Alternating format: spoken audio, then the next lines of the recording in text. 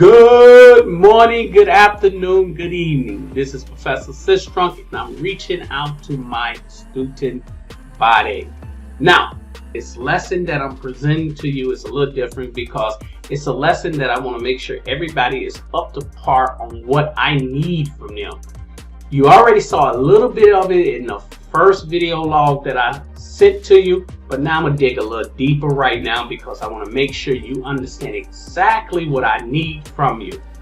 This particular lesson is all about how to send your work to your professor. That's what it's about. So we're going to use Packet Tracer as the first step in making sure you understand how to give your work to me. So we're going to break it down into three parts. One part is, where do you go to get Packet Tracer? How do you download it and work with it? The second part is going to be basically working through a Packet Tracer application. And the third part is going to be uploading that Packet Tracer application so you can get credit for it. We want to make sure we do it right. Now, some of you, I already know, I know, you don't need to know how to download Packet Tracer. You don't need to know how to work through Packet Tracer, but you need to make sure you give me the appropriate Packet Tracer application so I can make sure I review it and give you credit. So bear with me. And if you know all of them, then this is not a video for you. You can cut it off and go on about your business. Yes. Okay, let's move on. So the first thing is, I'm using this class as an example because these are my starter students and I want them to make sure that they're on the right path. But whatever class you in, watch this video to make sure you do things right. So the first thing you as a starter student will have access to is to go ahead and get Packet Tracer. So you'll go here and then you'll click on the content, and with content you will actually click on a link and it'll take you somewhere else where you can go get Packet Tracer. Cool, but that link where it's going to take you will be here. Now, you're going to read this information very carefully so you'll know how to get Packet Tracer. Now, one of the important things for anybody in the world, all you have to do is go to this website right here, which is Cisco Netacad, and it will allow you to download this free application to be able to work in a world, in an environment, doing networking. Packet Tracer is one of them magnificent free applications that Cisco allows students to have to be able to use Packet Tracer. And the sweet thing about it is you do not have to be a Cisco student. You can be anywhere on the planet. Download this application, and as long as you got an internet connection, you will be able to work in Packet Tracer, building networks. And I tell students, especially those who are working on their CCNA, if you're working on your CCNA, you don't need the real equipment and you don't need all that stuff. You need Packet Tracer because you're learning how to, one, install, configure, maintain, and troubleshoot networks. This is all you need. And I hear students all the time, I need to have the real stuff. I need to be able to put my hands on the real routers and switches. No. Because in the real world, when you go work for someone, they are not going to let you do it unless your specific title says network technician. You can go in there and work on it. Now I know other people can do it, but mainly the people who work on touching the routers and switches and connecting them are the network technicians. But I know some people gonna say, no, Professor, don't say that. Those are the main people who should be doing it.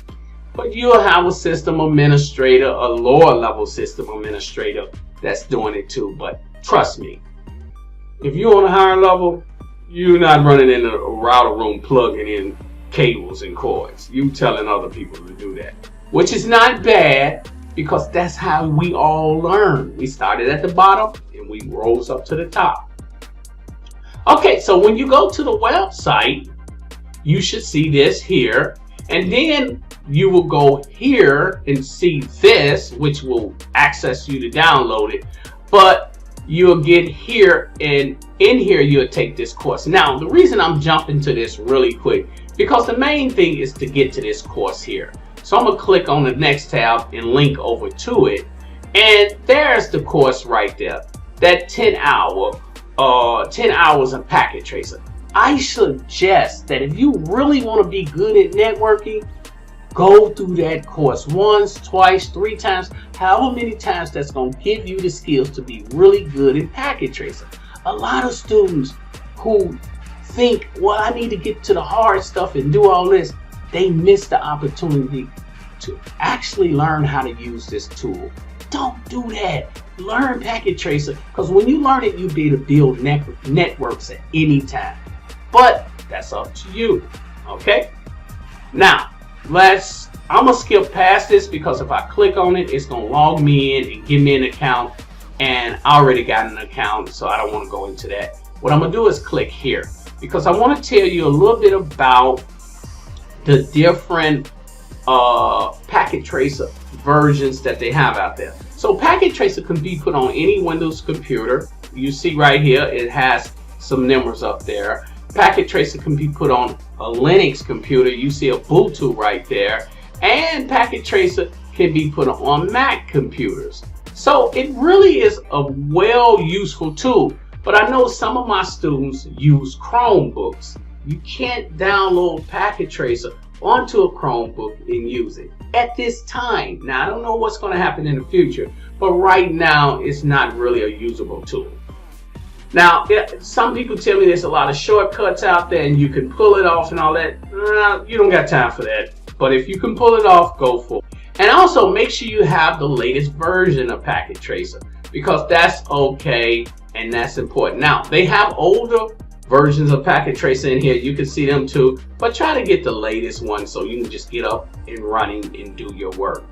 Now that we cleared that part up, that part was just basically an introduction to Packet Tracer. Now let's go take a look at Packet. So I'm gonna double click on the icon. Here's the Packet Tracer icon. I'm gonna double click on it. And once I double click on it, it will open up.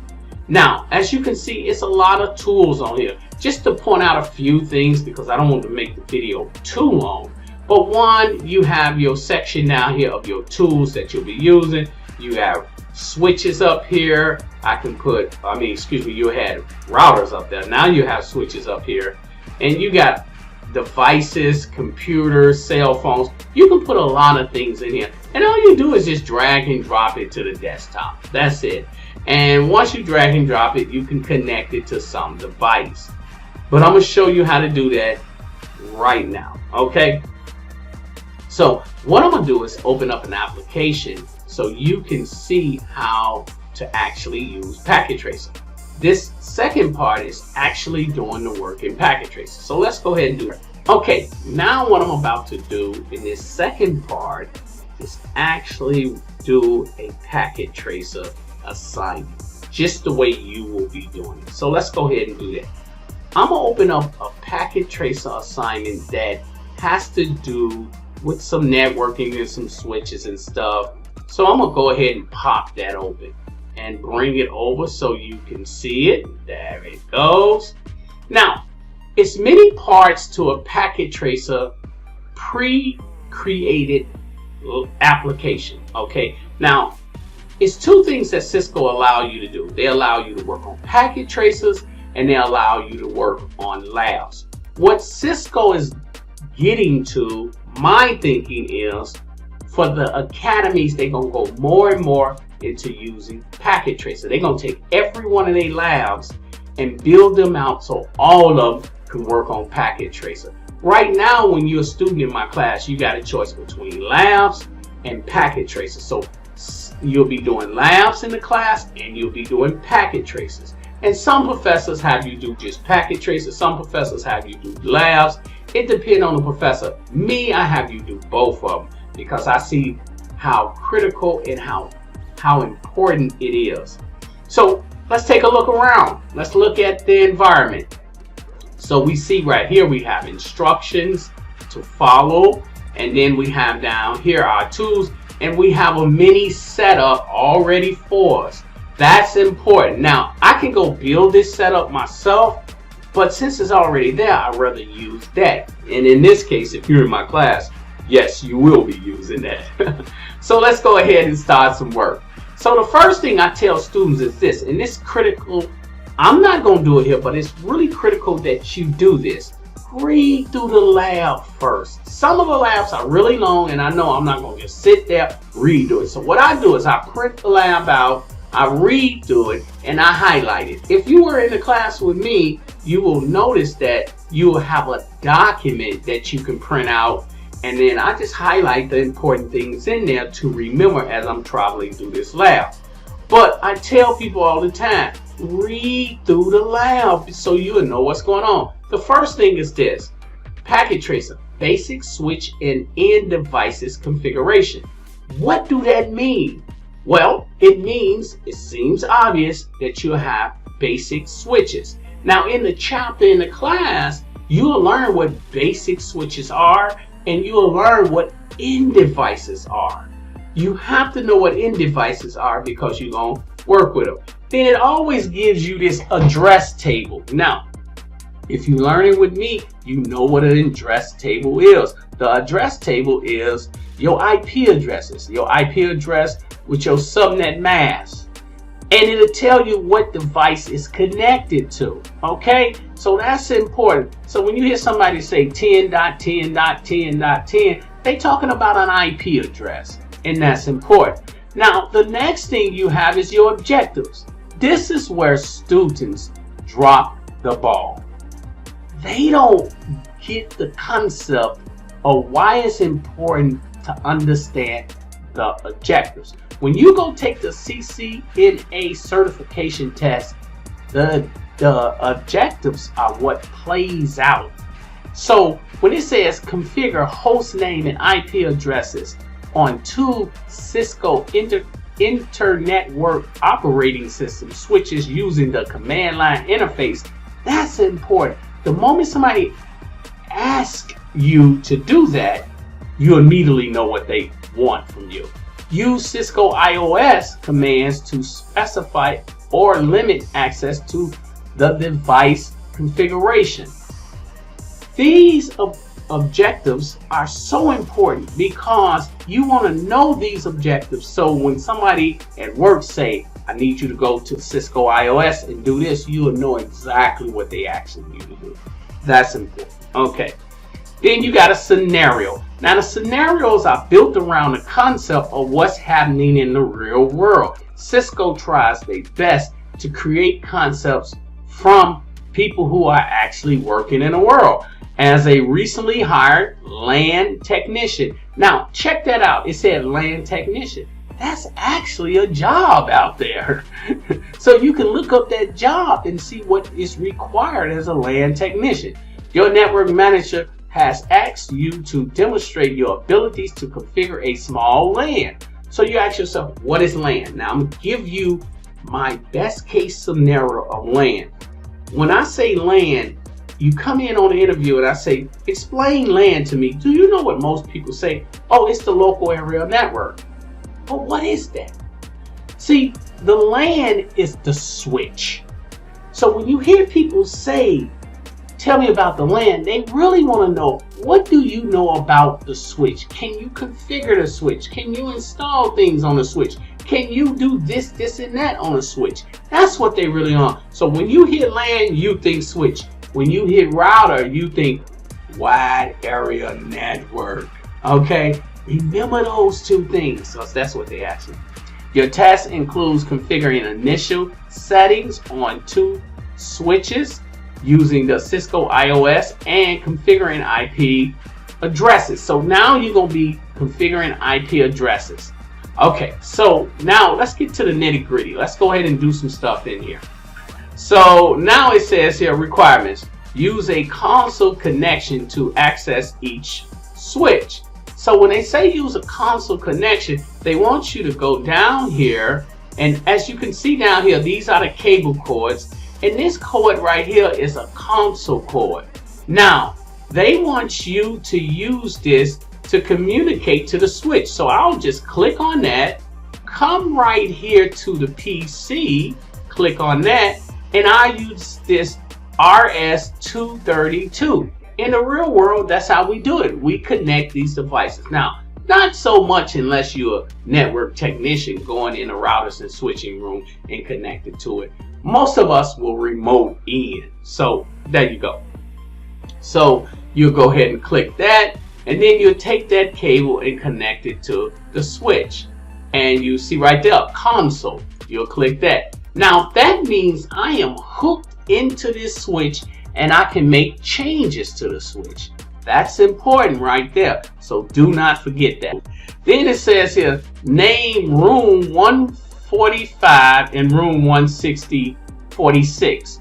So they want me to give these two switches a name. So I'll click on the computer and open it up. I'll go to desktop, and from desktop I will go to the terminal, because remember I connected to it, and I'll click OK. So now that shows me my CLI. That shows me right there. I can hit enter and it will show me the switch. So if I want to get a switch a name, I simply would have to go in here and say enable. Enable allows me to go from one level of the switch to the next level, and you see that pound system there. So now I'm going to give this switch a name. So you see me go from one level of the switch to the next level, and right now you have a pound symbol right there. Fig T, that jumped me into another mode, and don't worry, I'm going to explain these modes now. I just want you to understand what I'm doing. And then when I do that, I'm going to say host name, and I'm going to just put in any old name. I'm going to say switch 1. So now, as you can see, I just named this switch, and that's what it wanted me to do. It wanted me to name the switch, and that's what I did.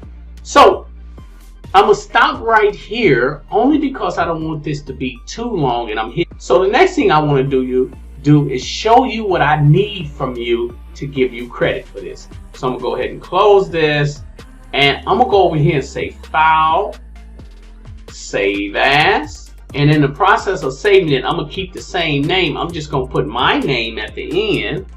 I'm going to pretend like that's my name, okay? And then I'm going to save it. Now, that just saved the document to the desktop. Now, I'm going to go ahead and close it and watch what happens. It says, any unsaved changes will be lost. Do you want to save the work? I'm going to say yes. Now, you don't see the document because it went to my other screen. I have to pull it over. And there's the document right there. And you can see 1, 2, 3. So you know I saved the document. So what you will do now is that you will go back to your class and upload that document. In every class that I'm teaching, there is a place where you can upload the document. I want you to find that place and upload your documents appropriately. So let me bring that back over here. Okay, now you will go into, for this particular class, they'll go into assignments. And once they go to assignments, they see where they can actually upload their particular documents. So you will just click on the link. And once you click on the link, it says lab. It gives you a description. And it says add file. Now, whatever class you're in, this model is there. You just have to find the model, because I know some students are in the academy, they're in this, they're in that. You want to find the model. So you're going to click add. So when you click upload, it will come to your desktop. You want to click on your desktop, wherever you put the files at, but I normally put it on my desktop. And then I'll go look for that particular file. And there's the file right there. You want to make sure you have the right one. So make sure you look for the right one and you click it. You say open, and then you see the file there and you click add. I'm not going to add it because I don't need to. So that's what we just did. We showed you how to get Packet Tracer. We showed you how to use Packet Tracer. And then we walked into showing you how to upload the Packet Tracer. I want the Packet Tracer. I don't want no written material or anything. I want that Packet Tracer so I can see it. Now, another thing I want to point out about the Packet Tracer is this. If you notice, when I save this file, it has PKA. That's important. I want the file saved as PKA and uploaded.